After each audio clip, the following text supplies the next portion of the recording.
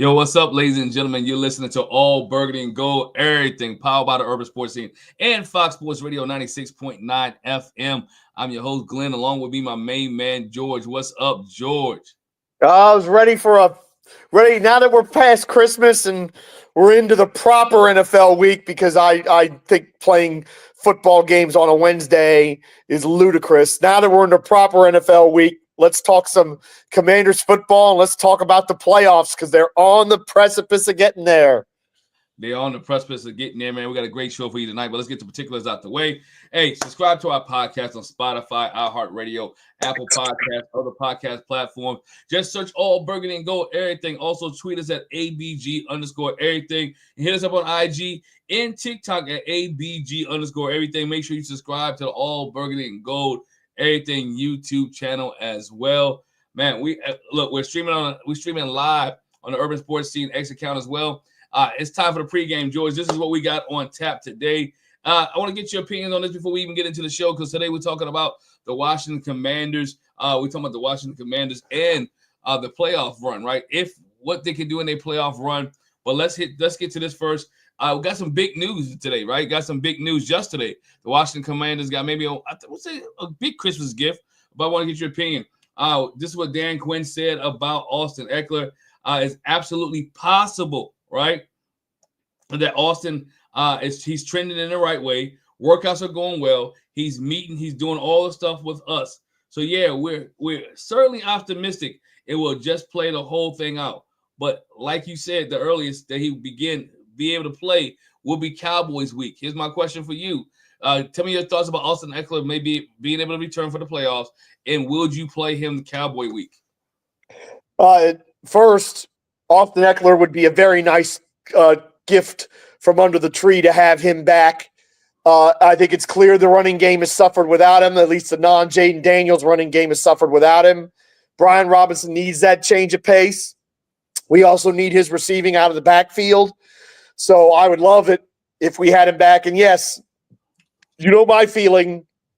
We're still going for the 6th seed, so I think we got to go full bore against Dallas. But even if we aren't, if you play it like a preseason game, Austin Ekeler is somebody that you would get snaps in the first half with the other starters, would you not? If we play it like a preseason game. So yes, I want to see Austin Ekeler, even if it's just the first quarter, or the first half, playing with the starters in Week 18 as we get ready for whoever we're going to play on the road in the playoffs.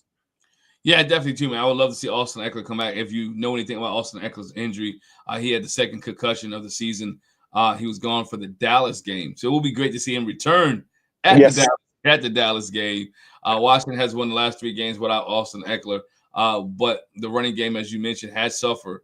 Last game, there was a game that were there. The running game was good. The game against the 2 games ago with the where Brian Robinson had set up 100-some yards rushing. Against Tennessee. Against Tennessee. Against Tennessee. That was a game where the Washington's running game was up and running. But the last 2 games, they have struggled a little bit against the New Orleans Saints and this past week against the Philadelphia Eagles. So Austin Ekeler will be a great addition to this Washington Commanders team because, again, he was Jaden Daniels' safety valve on third down, whether it was 3rd and 5. He was running the ball. Catching the ball out of the backfield. Whatever they asked Austin Ekeler to do, he was able to do. So it would be great if he's able to return. But he's not the only one. It's one more person. We talked about this last week. We did a whole podcast on it. Jonathan Allen, right? Jonathan Allen talks today, said that, he's ready to go. He was full practice today, George. Full participation. Your thoughts on number 93 being full participation and maybe with the Commanders team for the run, for the playoff run, because now it's not up to Jonathan Allen. It is up to Dan Quinn and the medical staff to say, hey, he's good to go. Full practice, and you saw how much we've struggled stopping the run this year without him. A lot of people, including this person right here, it's been pretty reckless about Jonathan Allen. Was pretty nonchalant about his absence when he got hurt. This team needs him, and he needs reps. So if he's fully practiced and they are confident that he can get, 15 to 20 snaps out there for us this Sunday. That's what I'm looking for. I'm looking for that. I'm looking for him to get snaps this week, and next week against Dallas. And then we can talk about maybe more of a workload in the first round of the playoffs against whoever. But again, what a great present under the Christmas tree to have Jonathan Allen coming back, because it is quite clear when you look at Saquon Barkley going for over 100 yards in the first quarter and setting Philadelphia up to win that game, which ultimately they didn't, but he set them up to do it. You got to sit here and say you need Jonathan Allen on that front line. You need to be able to get pressure on the quarterback. You need the things that that the good Jonathan Allen can provide you. I think so too, man. Todd, Todd said that, I'm gonna put Todd up because I think everybody has to do the same thing. We have to. Todd said this, man. I was wrong. We need Do-Rag Allen. I think a lot of people see it. I think guilty. A lot of people was wrong too, man. I was guilty as well. I was one of the main ones. So you know what? I think we can survive without Jonathan Allen. I think Johnny Newton's the guy. I think Deron Payne will step up. I thought, for Darian Mathis. So again, we all would name it everybody else except for Jonathan Allen, and we see what this team has done without Jonathan Allen, which they are in the bottom half, right? Way bottom half of stopping the run. And we saw what Saquon Barkley did.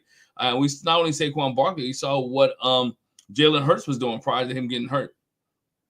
And you saw what the New Orleans Saints did in the second half. So this team needs to add another body to the rotation up front on the D-line. And why not Jonathan Allen, right? Why not Jonathan Allen?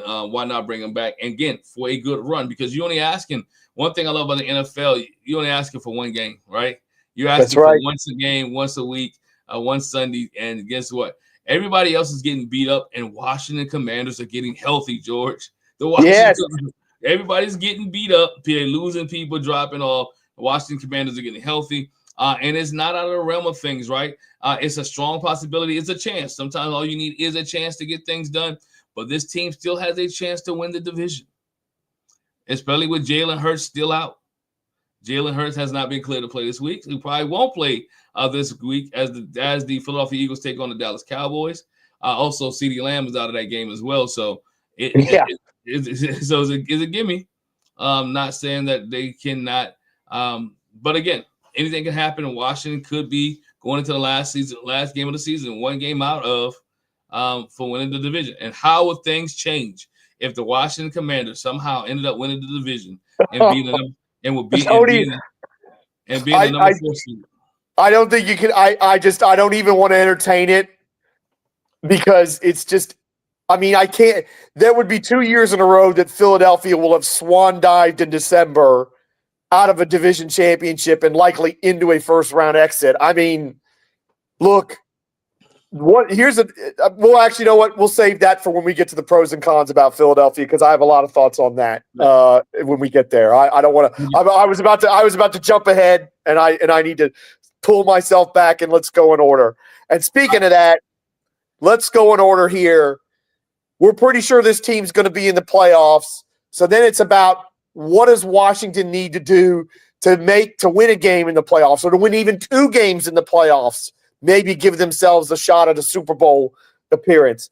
Glenn, looking at this offense with Jaden Daniels, 10th time Rookie of the Week, which is a record now. He's beaten Ben Roethlisberger's record, which is almost a quarter century old. It's hard to believe it's been that long since he was a rookie. They've scored they've scored a lot of points this year. They've had a lot of big productive games. And then really only when he was hurt did they really struggle. Where is this offense at in terms of being good enough to help this team make a run in the playoffs? It goes with not only Jaden Daniels' arm and legs, but it goes also with the offensive line, right? Can this offensive line stay consistent throughout the playoffs, right? Can Wiley stay healthy? Can Brandon stay healthy? Brandon Coleman stay healthy? Bashadas was out a couple weeks ago because he wasn't feeling well, right? Yep. Can this offensive line stay healthy and stay gelled together? And can they come off the football? Can they create lanes? Can they create avenues for a Brian Robinson Jr., maybe for Austin Eckler, for McNichols, or even for a Chris Rodriguez, right? Can they keep their lanes? This team is going to have to run the football in the playoffs in order to win games, right? They're going to be most likely, right? They're going to be road warriors. Most likely, they're not going to play a game at home. Most likely, they're going to be on the road, whether they're on the road in Seattle, whether they're on the road in Philadelphia, whether they're on the road in Los Angeles, even if they get to the next round of the playoffs against maybe a Detroit team, they're going to be on the road. And they're going to have to be able to control the clock, be able to run the ball, especially when you play teams like Detroit, right? You want to keep them off the field. That's right. You want to keep Matthew Stafford and stuff off the field. But even in the first round, you want to keep the Rams off the field if you play them in the first round, right? Because they have a high-powered offense. So guess what? You want to be able to control the clock. So one thing this offense has to do is run the ball, keep Jaden Daniels upright, and allow him to be able to work in magic and spread the ball around like he's been able to do so far this season. I mean, look at Sunday. Who would have said Jamison Crowder would have caught 2 touchdowns? Who would have said, Zacchaeus would have caught a touchdown? I mean, Wole was out here a couple of weeks ago just running down Zacchaeus, right? And Wole was disowning him as his fellow Nigerian, and then he had to walk it back on the post game with an apology video. Right, had to walk it back. So again, this guy has been able to spread the ball around, whether it's Zach Ertz, whoever you put out there, he's putting receivers in the place to be able to catch. You need Jay to be successful, and that's what you have. So for this team to be able to, for this offense to be able, and not just Jaden Daniels, but Cliff Kingsbury has to be able to be relaxed in these situations, right? He has to be able to call the game in the situation and let the team and let this offense cook, right? This offense scored 22 points against the Philadelphia Eagles in the fourth quarter to win the game. You know, I wanted to get on the post game on Sunday because everybody said, "Oh, they was playing with Jalen Hurts. They were playing with Jalen Hurts. Jalen Hurts was out. Jalen Hurts was out." And I want to say, "Come on, Wally. Come on, George. Hit him where he's at." Jalen Hurts doesn't play defense. That's right. This defense didn't stop the Washington Commanders, right? Mm-hmm. It is what it is, right? The Washington Commanders took one of the better defenses in the league and ran up 22 points in the fourth quarter. I think that tells it. This team goes as the offense goes. Yeah. I want to look at it from this perspective. Jaden Daniels' game against Philadelphia was absolutely incredible. We all know it. You know, 260-some yards passing, 81 rushing, 5 touchdowns. But I feel like if you're going to have a deep run, we need to lighten Jaden Daniels' load just a little bit. We cannot ask this rookie, no matter how great he's been, and he's maybe going to end up with one of the all-time great rookie seasons when you think about it, especially given the fact that he's going to win the Rookie of the Year. I think it's almost a certainty at this point after last week. Notwithstanding whatever Bo Nix or Brock Bowers does in the last 2 weeks of the season. But we can't ask him to do absolutely everything. We need a running game outside of Jaden Daniels' legs. We like having Jaden Daniels' legs to use it, but what really is great is when we have Robinson and or Eckler and or both running well, and Jaden Daniels doesn't have to carry the ball but 5 or 6 times and can still get 40 or 50 yards because they're so worried about those other two. You know, I don't want to see Jaden Daniels having to throw it 40 times and then run it 8, 9, 10 times in the postseason. Because honestly, to use a comparison, that's what's gotten Lamar Jackson beat in the playoffs. Even though Lamar Jackson's a brilliant quarterback who might very well win another MVP this year. He's had to do that in the playoffs and lost. In fact, Tennessee's the game that comes to mind. I think he had in that game, about 53 touches between him toting the ball and him throwing it. You don't want to put everything, even somebody as great as Lamar Jackson, you don't want to put everything on him. So I think for me, the key for this offense is let's lighten Jaden's load. That means don't drop the ball. Don't put him in third and forever all the time. And the running backs have to give us something on the ground. Give us 4 to 4.5 yards a carry. So we're not relying on Jaden Daniels on 4th and 11, on 3rd and 13 to make magic happen all the time, because it's a lot to ask a rookie to do that over and over and over again. You're muted, Glenn. When this team was kicking, they was averaging 4.5 yards per carry, right? Brian Robinson was getting 4 yards per carry. Austin Eckler would come in and get about maybe 4 or 5 yards per carry. Could break some things out, right? And so again, this team has to be able to weigh on other teams. This offensive line has to be able to lean on other teams. I want to go with San Diego said, and I saw that press conference today. Cliff said the O-line is overthinking, and I expect a big day out of them on Sunday. I think the O-line is overthinking, right? Cliff said that today in his press conference that they were overthinking. And again, best way to get your team moving forward is the O-line just has to beat everybody up in front of them. Yeah, but that's an interesting thing for him to say. Did he define Santiago? That's a very interesting comment. I would love to know how he defined overthinking. And is that a consequence of they're not making the right line calls, or is that a consequence of some of the play calling from Cliff Kingsbury? Is he putting them in situations where they have to overthink? That's a very interesting comment for him to make. And it's on him either way. It's on him and the offensive line coach, right? If they're overthinking, how do you simplify it so they don't overthink? How do you simplify what you're getting ready to see in the playoffs, right? You may see 8 in the box. You may see 3-man front. You may see outside guys. You may see defensive end sit because they don't want to get beat by the zone read. So you may get a lot of different things, and the offensive line may have to sit there. Do I keep a running back in the chip, right? Do we keep a running back to go out in the backfield? So again, and then teams are going to watch other teams, how they slow down this offense. They're going to watch film, right? They're going to watch the Pittsburgh Steelers film to see how this team was slowed down. They may watch the Dallas film because they did get slowed down against the Dallas Cowboys, right? Yes, they did. That 3-game losing streak in November. They're going to watch film and see what can against the Baltimore Ravens, right? What did Baltimore do to the Washington Commanders? And that's with a healthy Jaden Daniels, right? So what can they do? So again, Cliff Kingsbury, as my man Mark Anderson alluded to here, hey, come up with new game plan, right? Cliff has to come up with a new game plan for the playoffs, trying to throw opponents off. Jaden Daniels keep doing what he's doing. Defense also has to keep playing well. And we'll talk about the defense in a minute. They have to do something different, George. Cliff Kingsbury has to do something different. I know what got you to the dance, but sometimes what got you to the dance is not going to keep you in the dance. And how can this team – we talking about Washington Commanders. For those who just joined us, we talking about the Washington Commanders' keys to make a deep run in the playoffs. I'm not jinxing them because I'm gonna say they're gonna make the playoffs, right? Not a jinx. I'm gonna say they're gonna make the playoffs, but how can they make a deep run in this Bad Boys playoffs, right? Well, let's add real quick for anybody saying that would say it's a jinx. I was watching Football Night in America, and I've been watching it. I watch it when Steve Kornacki comes on there and does his playoff odds.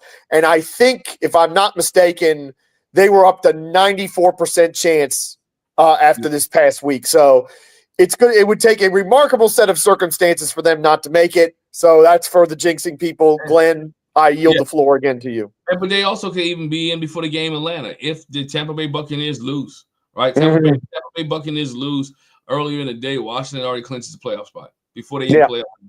So, here it is. But Todd says this. That's an interesting take. I mostly think the players like Cosby not playing up to the level of his play. It's hard to imagine an offensive lineman overthinking.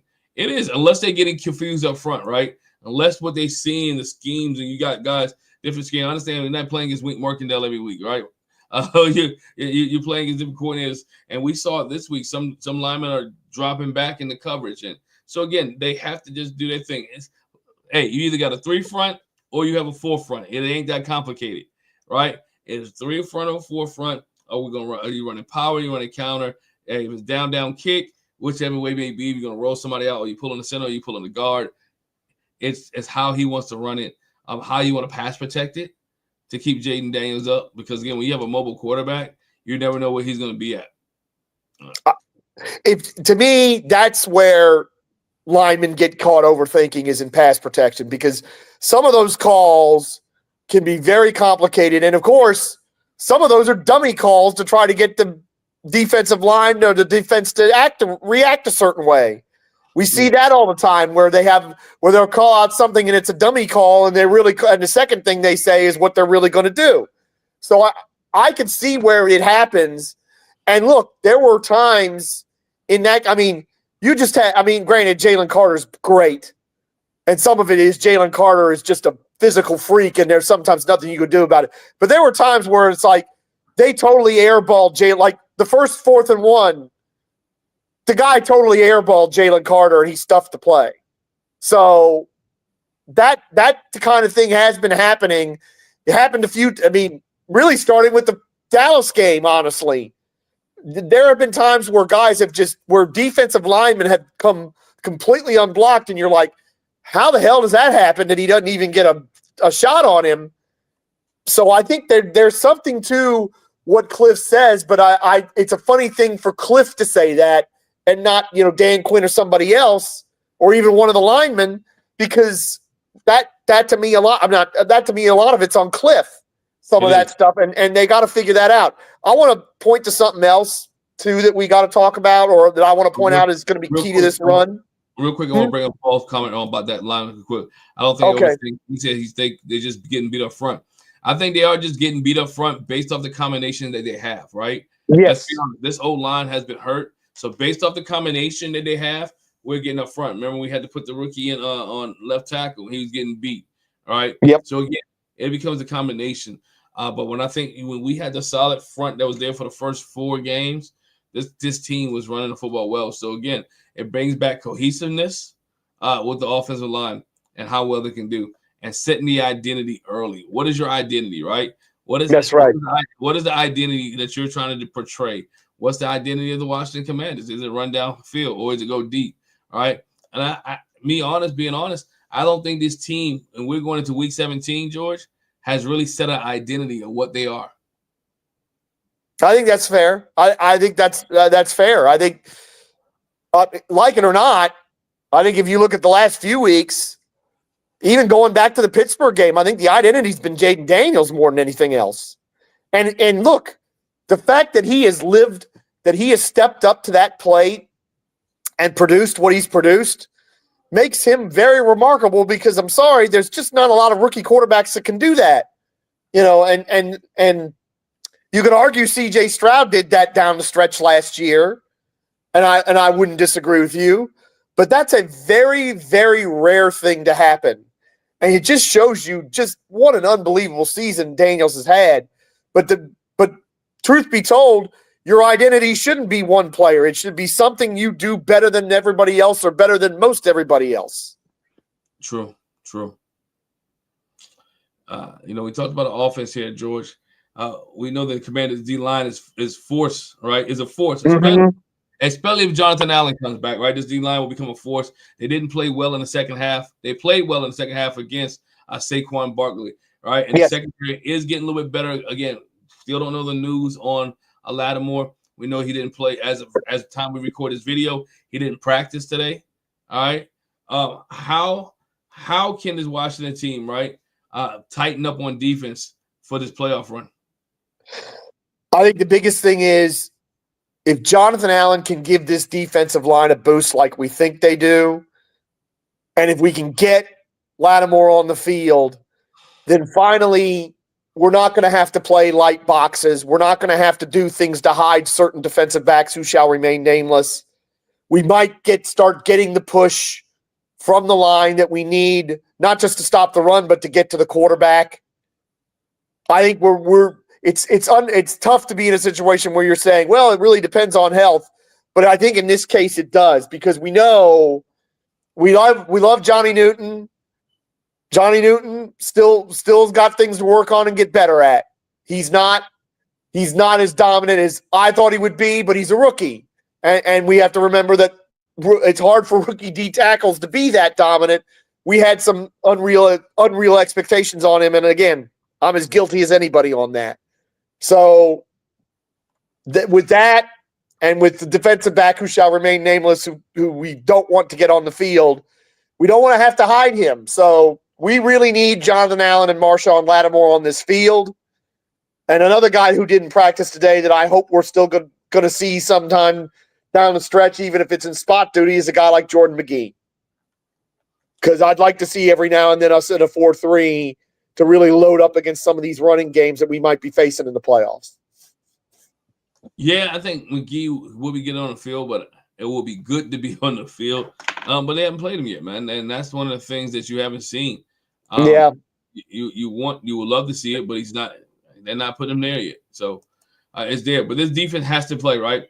This defense, in order for this defense to be dominant in the second in the playoffs, George, they need to be able to create turnovers, right? Yes. They be able to create turnovers. And when I talk about turnovers, I look at the games that the Washington offense jumped on teams early. You go back to the Carolina game. What started it? It was a turnover. Dante Fowler got a pick, right? Yes. Got a pick. What was it that against when they jumped on Tennessee early? What was it? It was a turnover, right? That's right. It was a turnover. So this defense has to come out and be able to cause turnovers and give the offense a short field, so the offense will be able to score quickly, right? And we don't. And I mean, when I say score in the playoffs, touchdowns are 3. I'm talking about touchdowns, right? I'm talking about touchdowns. A good old 6 points. Field goals are good.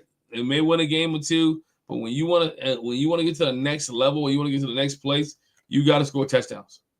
Well, and look at what got Washington back in the game against Philadelphia. It was a turnover. Yep. Frankie Luvu's pick, giving us a short field, getting a touchdown, kept that game from getting blown out early. Yeah, you definitely need. Definitely need to be able to create turnovers, and offense got to be able to capitalize on it. Yes. Right. And allied to that, there's one other thing I want to talk about here because they've done a great job on it, but it's got to continue in the playoffs. Washington has had their struggles in special teams. Yes, we all know about the issues with kicking field goals and the kicker.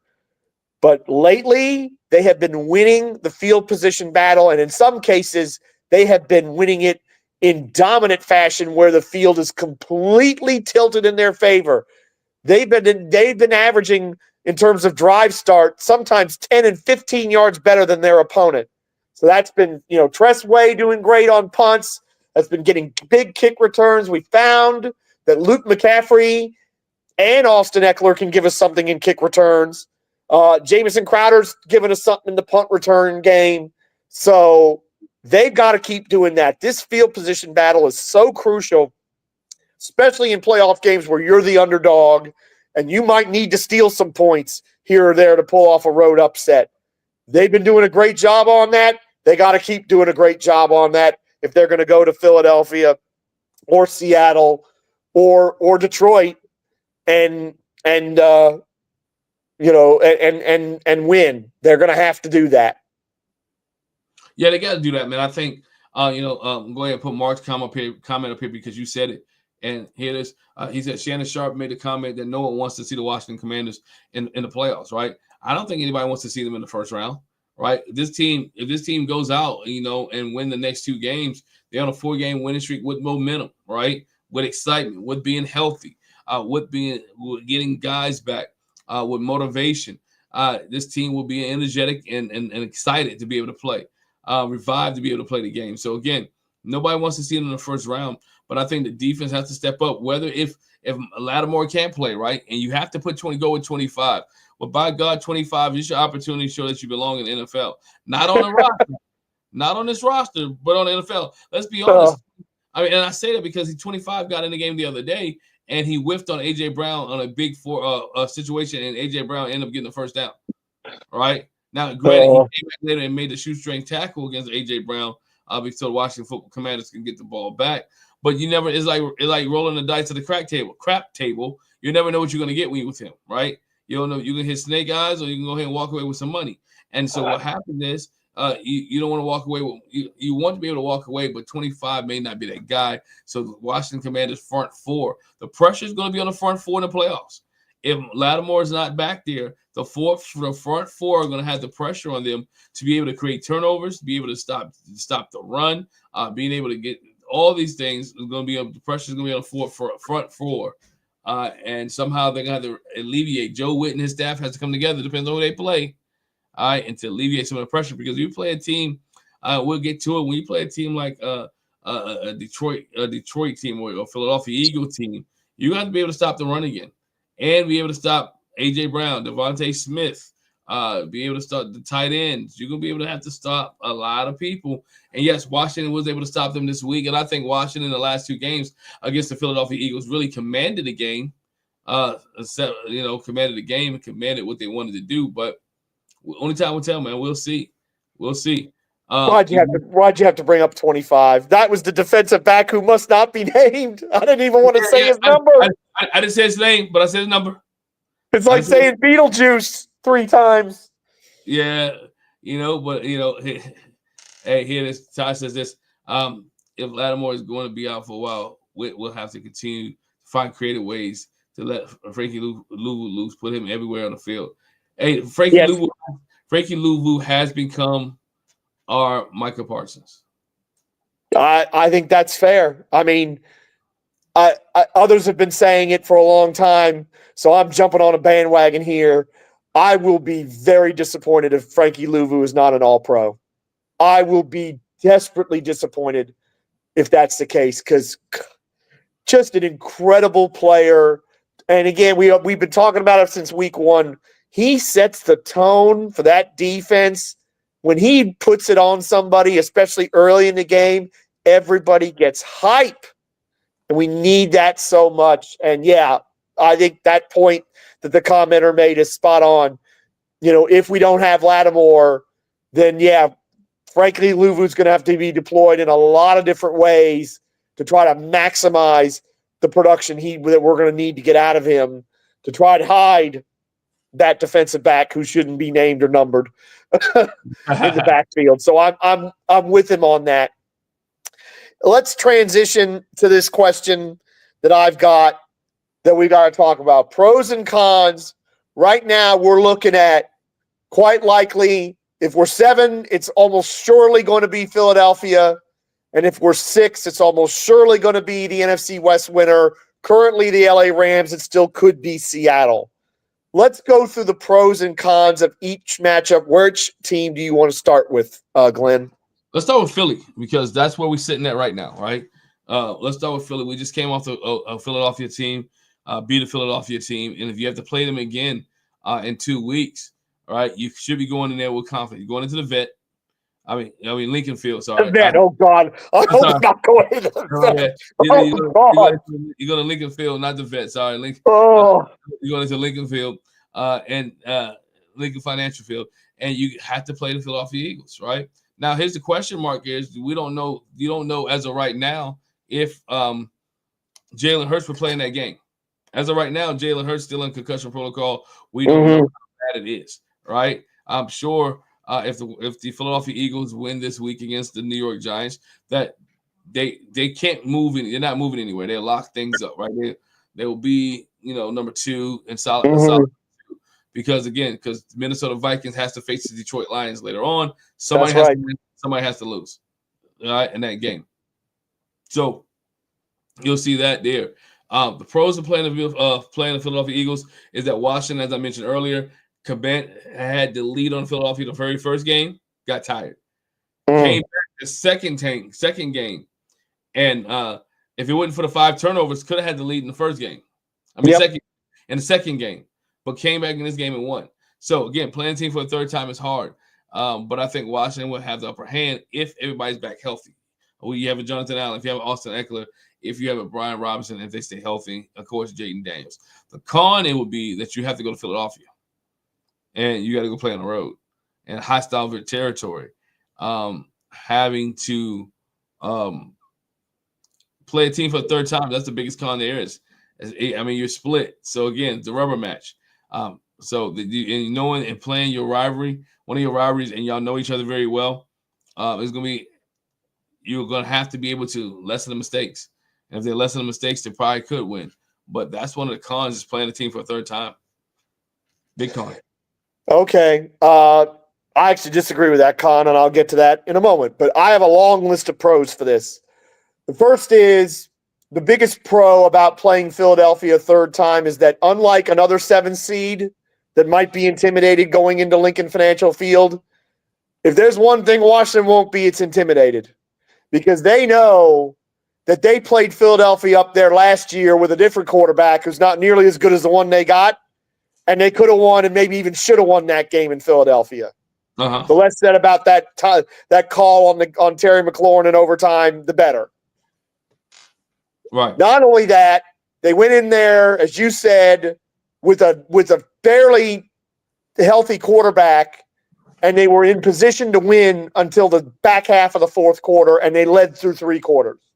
Their defense played heroically until Saquon Barkley burnished his MVP credentials in the fourth quarter. Here's another pro. If it's Washington and Philadelphia, there will be so much pressure on Philadelphia, you cannot even imagine it. I almost can't even put it into words. That fan base doesn't like Nick Sirianni.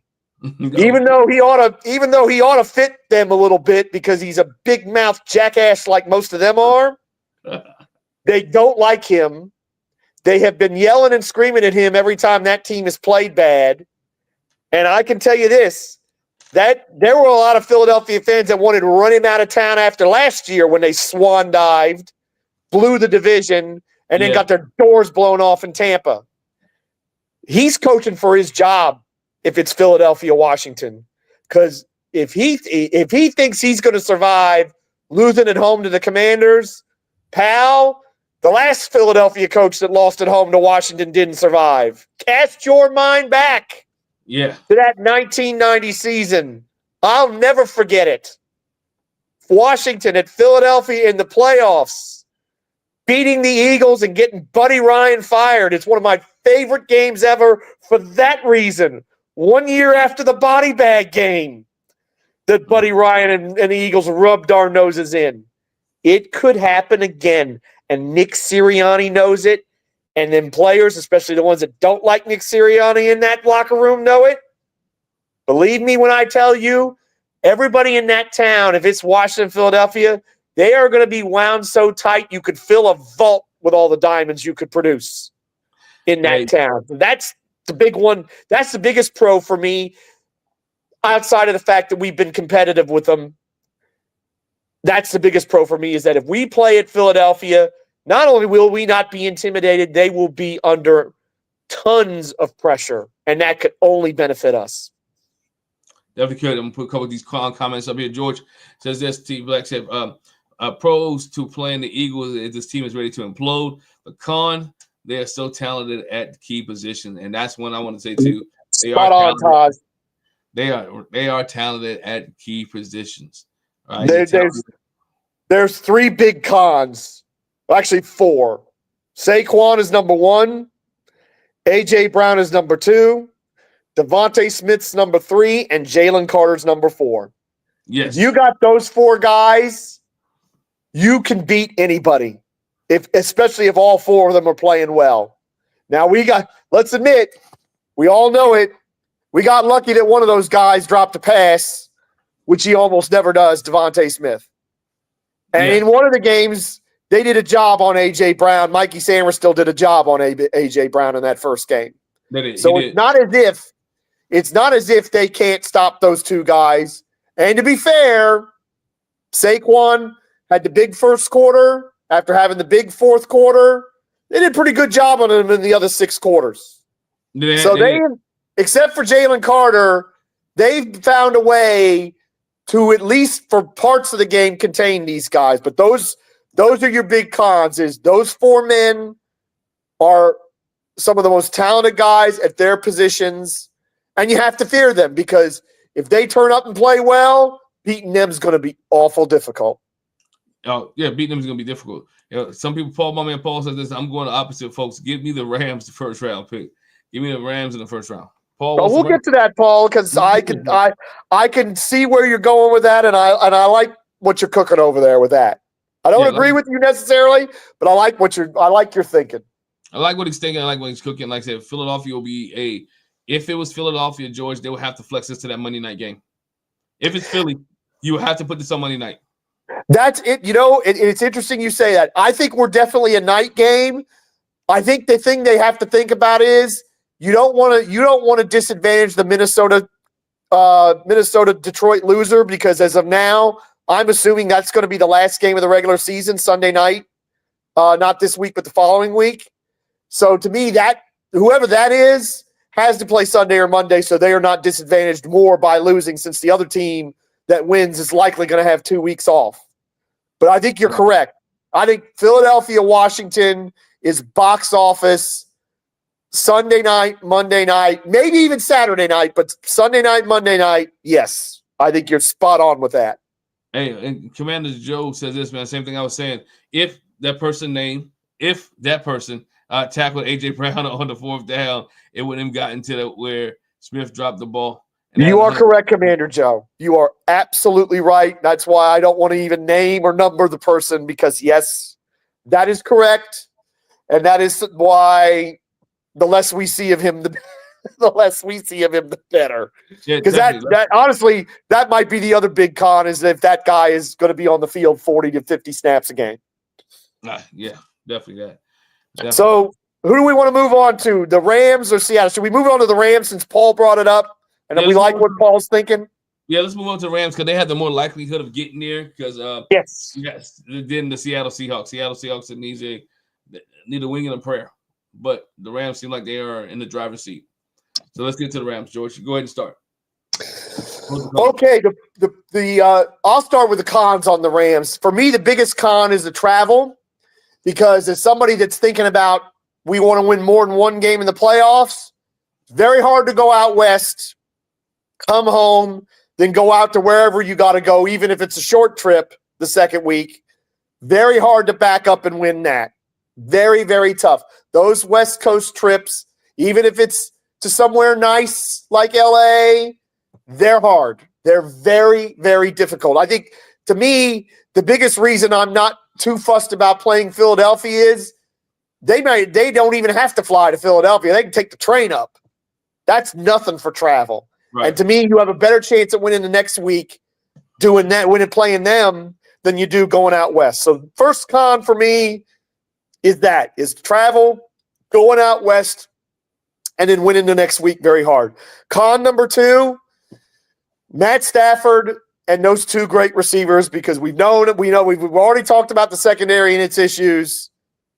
That is going to be a tall order to contain them. We've watched them put up 44 points on the doggone Buffalo Bills.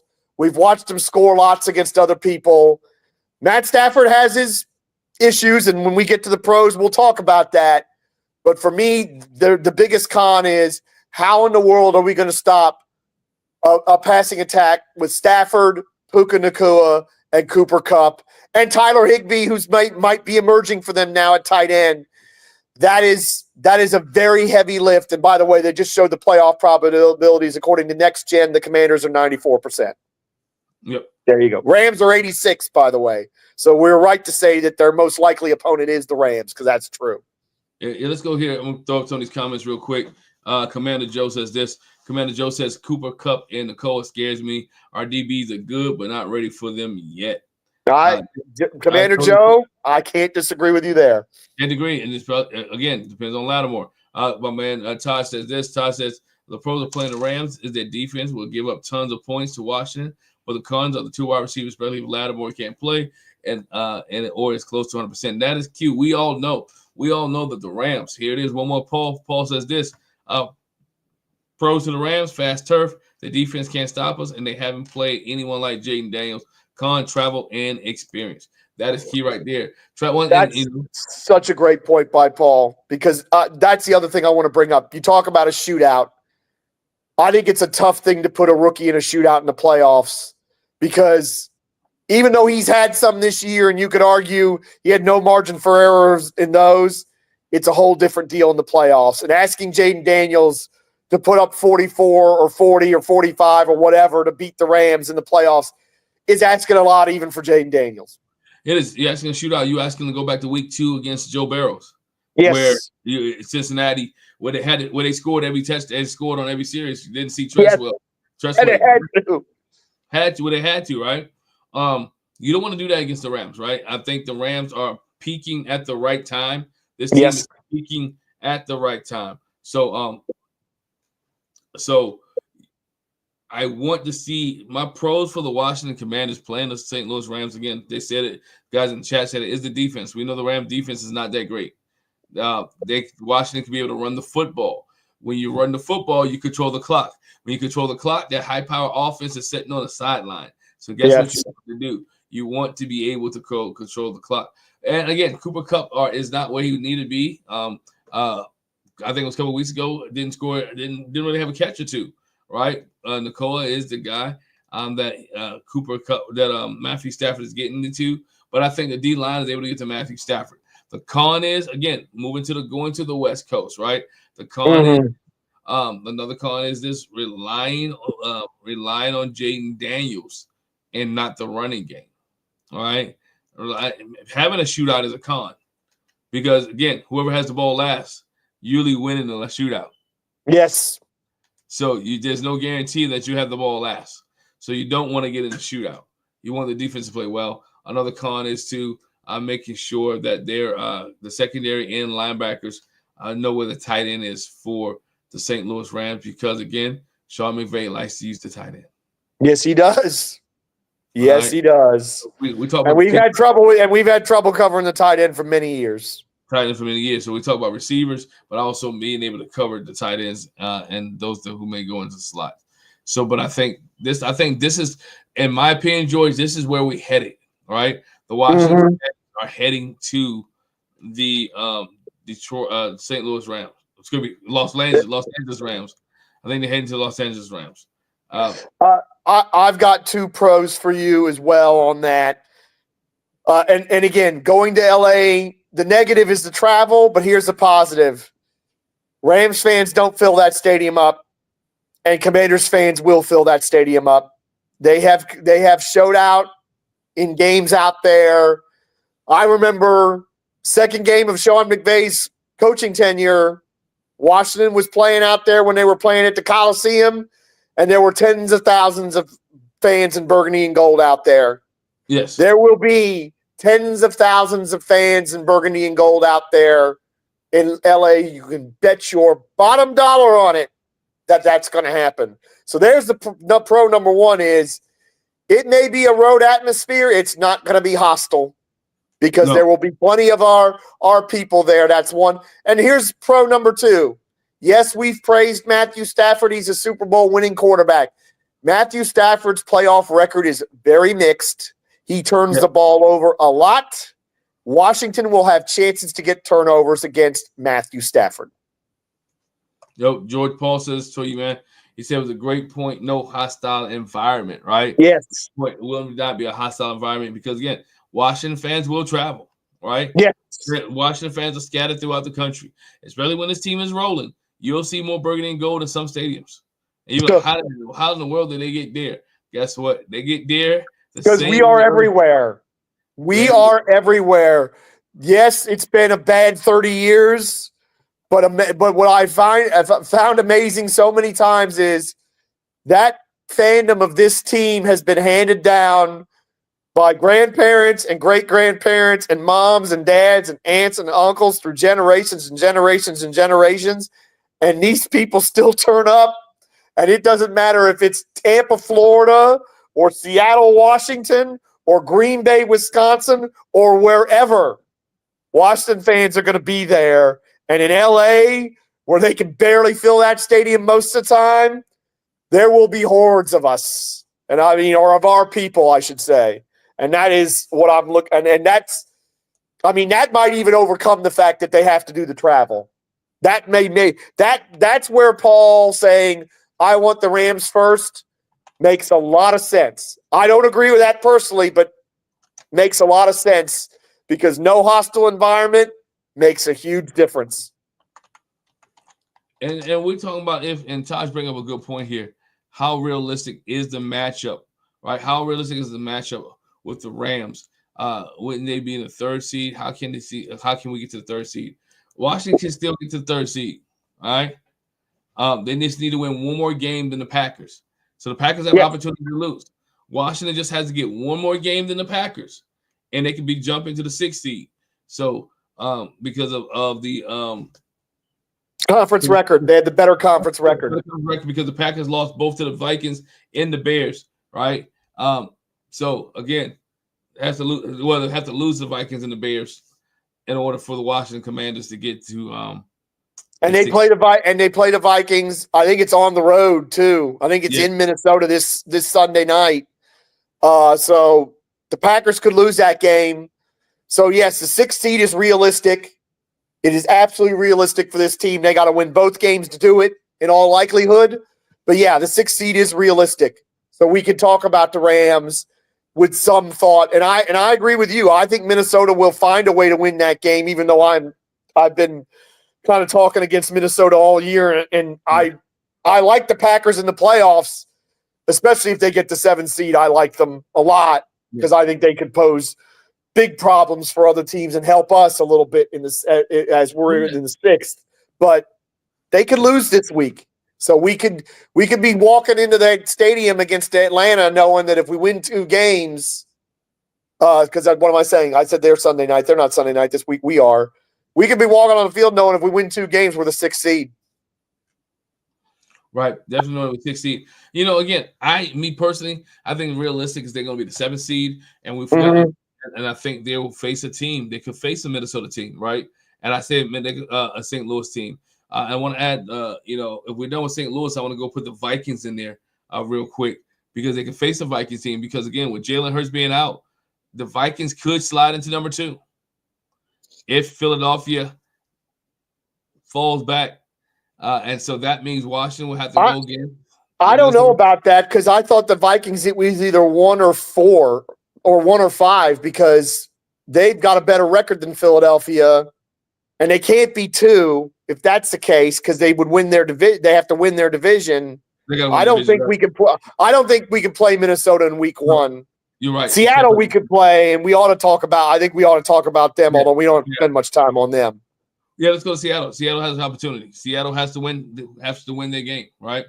They're currently up 6-3 against Chicago with 8 minutes left.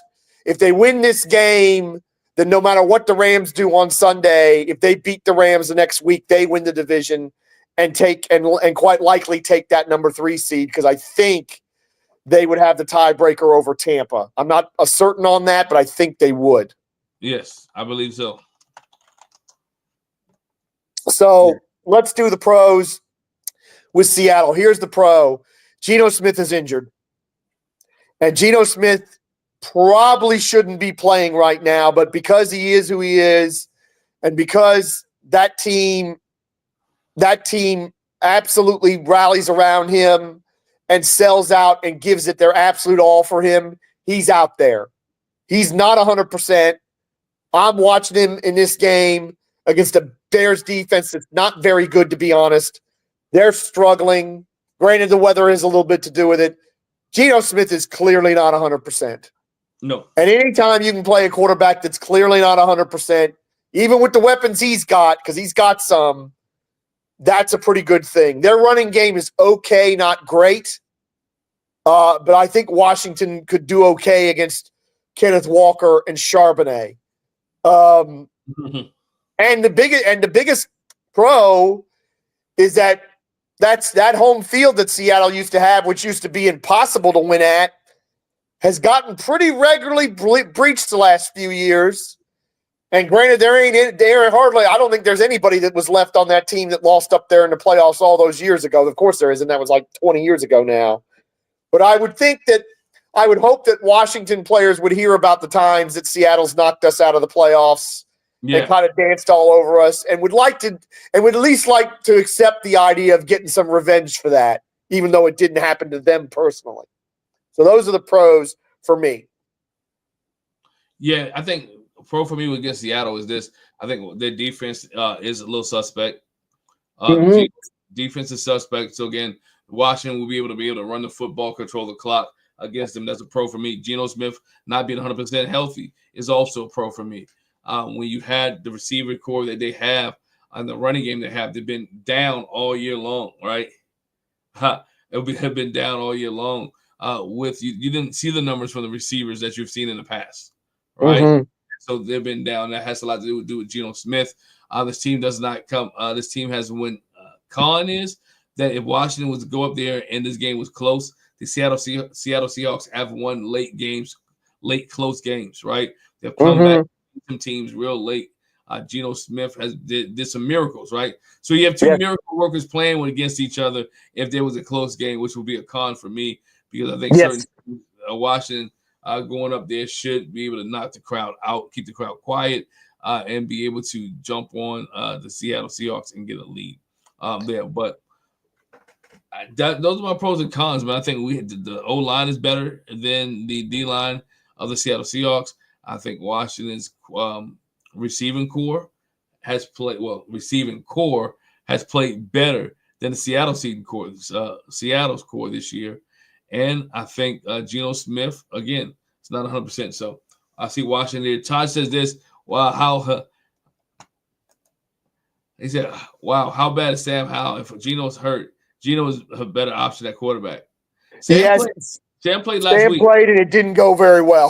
Let's put it that way. Yeah, Sam played last week. Didn't go well at all. Yeah, I mean, it's funny because, again, they traded a third-round pick for Sam Howell. So I think they viewed Sam Howell as a very good insurance policy for Geno Smith. And I think it's not worked out that way. I just remembered one other pro that I should have mentioned. Dan Quinn, very experienced coach in the playoffs, going up against a rookie coach in the playoffs. I would like that matchup quite a bit. And I should have mentioned that earlier. Here's the con. I hate that turf up there. And I hate that turf up there when it rains because low key, that is one of the worst fields in the NFL. And it doesn't get the press that New York and Washington get. Lots of people get hurt up there. Lots of players get hurt up there.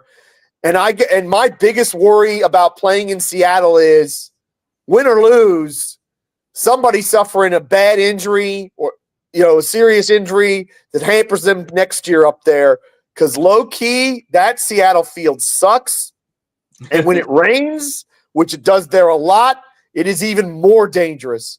So I would be kind of watching the game like this or like this, just hoping somebody doesn't get hurt because that happens a lot up there. And it's not, I mean, again, you play on that turf, you feel it for a few days. So even if you go there and win, you are hampered for next week if you have to play in Seattle, not just because of that travel, but because that turf is absolutely terrible. So it's terrible. It's definitely that's bad. The biggest con. And then there are two really good receivers, DK Metcalf and Jackson Smith and Jigba, for all the reasons we said before. We don't need to belabor the point about our secondary, but those two receivers, if Geno Smith is playing well and is any kind of healthy, those two receivers are not fun to have to cover for 3.5 hours. Definitely not. Commander Joe says this. Can you imagine how Bobby Wagner would play back in Seattle in the playoffs? Wow. Our defense. That'd be interesting. Yes.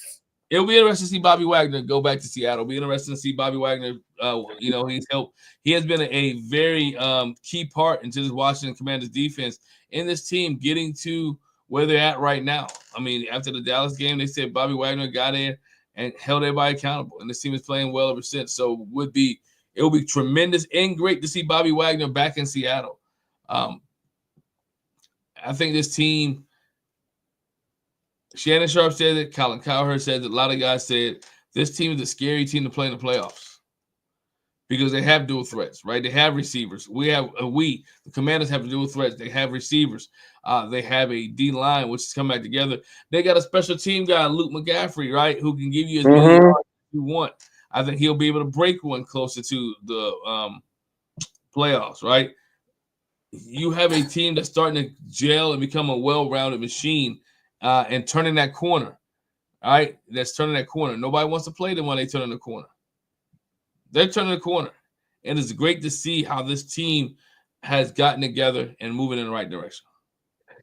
No one wants to play number 5 because number 5 has now demonstrated beyond a shadow of a doubt that he is a quarterback who's on his way to being absolutely elite, to being right up there with the very best in this league. And he showed you that clutch gene in the final 2 minutes after a game where he had struggles at times, threw the two interceptions, threw a couple of other bad balls that could have been intercepted. And yet, 2 minutes left on the clock, Washington needing a touchdown to win against allegedly one of the better defenses in the NFL, took him right down the field and scored.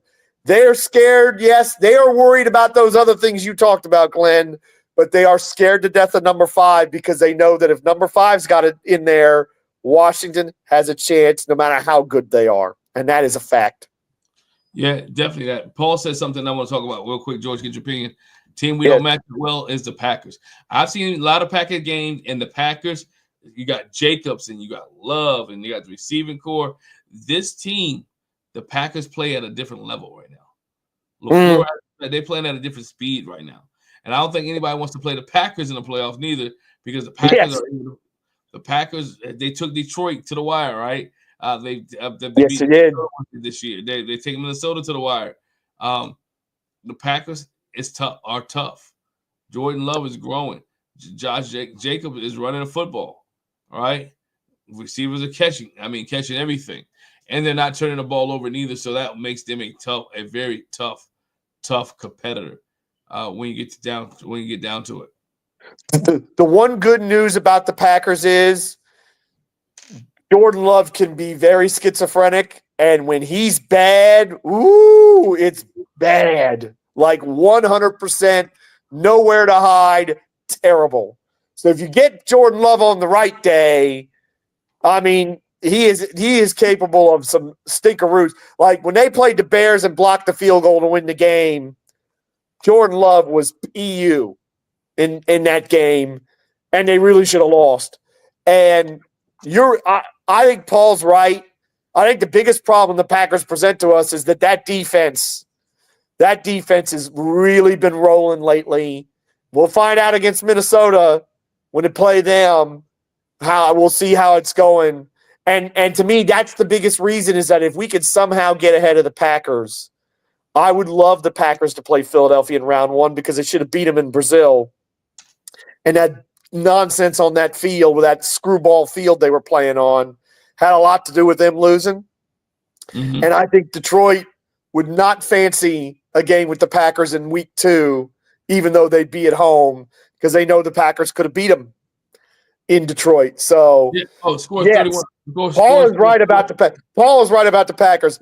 Maybe nobody wants to play Washington. Nobody wants to play Green Bay either. 100%. Yeah. It was. I mean, you figure the first score, the Vikings, Green Bay and the Vikings' first score was what I believe was 31-29, something like that. It was close score. Yeah, Minnesota had a big lead, and then Jordan Love went nuts in the second half. Although, to be honest, I'm not sure there was ever a situation where the Packers had a ball with a chance to win. But they did at least make some kind of a comeback to try and get back in that game. Yes. Yeah. It was 31-29. Vikings won. 31-29, and then they also lost. Then the following week, they ended up losing to the Lions, 31-29. It's crazy how all three of those teams are jumbled together, right? Yes. Pro is that we got. Paul said this. Pro is that we got the Packers at home. Pro is that we get the Packers at home. In the dream scenario that I've got painted in my mind, Paul, that's exactly what happens. But I don't even want to bring that up until we get the 6th seed and they get the 7th seed, and then we can talk about those kind of sugar plum fairies dancing in our head kind of deal, because that's what it would be. So I don't even want to go there with that thought, Paul, until we actually get ahead of them seed wise. Yeah, definitely get ahead of them. But Washington has a shot, right? I mean, this team has to run. And we talk about this team making a run. This team has to be able to pass the football, don't turn the ball over, have to be able to run the football, control the clock, and the defense the secondary has to be able to stop. Yep, and they've got to be right on special teams. And for God's sakes, just have a kicker that can make a kick once in a dadgum while. That would be nice. That would be really, really nice. You know what? So, add it to none of my cons, George. One of the cons is having a short kicker. We don't have one. No, we don't. I mean, Zane Gonzalez at least made his extra points last week.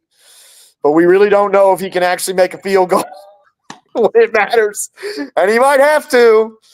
He might have to either this Sunday night or next week or in the playoffs, and we aren't sure about that at all, are we? I don't think we are at all. So, yeah, that's part of the special teams too, but it's the field position is the main thing for me because we've done so well on that. The previous weeks because we've had really good kick returns, both kick and punt returns, and that's been, again, if they'd have won the game in Philadelphia, I think that would have been something I'd have been talking a lot about because that would have been just gigantic in that game. Commander Joe says if it comes down to a field goal, we are screwed. Oh, I hope not. But Paul says this: we're going for head on fourth downs. Hey, we all know that ever since the team has been struggling with kickers for a while, right? Even into last season. We have had a kicker that was good, Brandon McManus, but we had to let him go. He's kicking for somebody else. Then we brought in, what's some of the names? Schweitzer. Cade York. Yeah, York. We had, what's his name, Greg Joseph that used to kick for the Browns.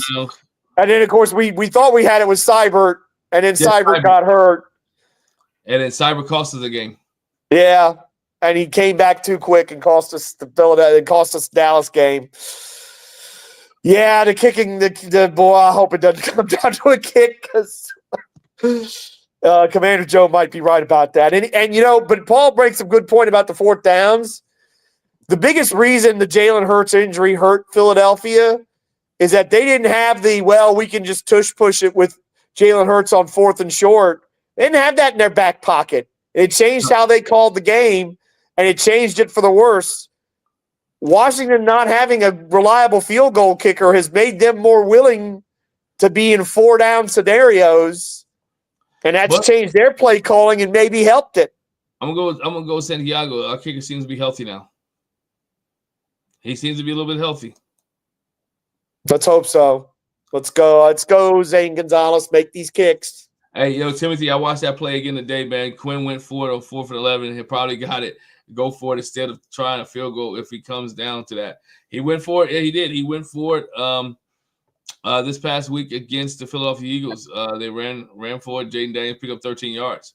Yeah, and they didn't do it in New Orleans and tried that long field goal that almost cost them the game. Yeah. So it has to be a smart situation. And one thing maybe think about this too. Dan Quinn has to be able to manage the clock in all playoff situations. In all playoff situations, he has to be able to manage the clock and be able to know and stay out of this 4th down situation. Let's stay in 3rd and shorts.